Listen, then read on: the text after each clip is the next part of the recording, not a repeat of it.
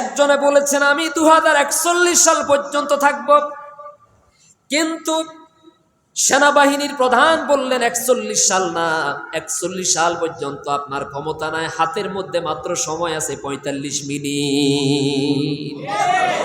কত মিনিট? আরো জোরে বলেন। কিন্তু তার সিদ্ধান্ত কোন সাল পর্যন্ত? আমার সিদ্ধান্ত 41 সাল পর্যন্ত আমি থাকবো, 41 সাল পর্যন্ত আমি বাঁচবো। কিন্তু আল্লাহর সিদ্ধান্ত হলো 41 সাল না, 31 সালও না, 25 সালও না। আমি আল্লাহ রাব্বুল আলামিন তোরে 45 মিনিট সময় দিলাম, 45 মিনিট সময়ের মধ্যে তুই তোর সবগুলো ম্যানেজ করে ফেল।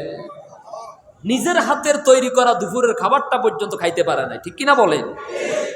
আল্লাহ বলছেন, কি বলছেন শুনেন, উলিল্লাহুম্মা মালিকাল মুলকি তুতিল মুলকা মান তাশা ওয়া তানজিউল মুলকা মিম্মান তাশা ওয়া তুইজ্জু মান তাশা ওয়া তুযিল্লু মান تشاء بيدك الخير إنك على كل شيء قدير سبحان الله।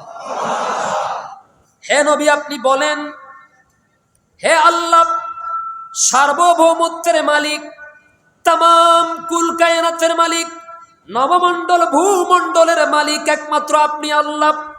আমরা স্বীকার করি তো? কুল আপনি বলেন, আল্লাহুম্মা মালিকাল মুলকি। মুলক মানে হচ্ছে রাজত্ব, মুলক মানে হলো ক্ষমতাধর,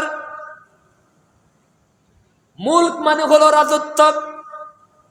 আর মালিক মানে হচ্ছেন যিনি এই রাজত্বের মালিক, এই মুলকের মালিক, তামাম নবমণ্ডল ভূমণ্ডলের যিনি মালিক। হে আল্লাহ আপনি তামাম রাজত্বের মালিক, কুল কায়নাতের মালিক। আপনি যাকে চান তাকে ক্ষমতা দান করেন, যাকে চান তাকে, কথা বোঝা যায় না? আপনি যাকে চান তাকে ক্ষমতা দান করেন, তার মানে ক্ষমতা দেওয়ার মালিক কে? আরো জোরে বলুন, আল্লাহ।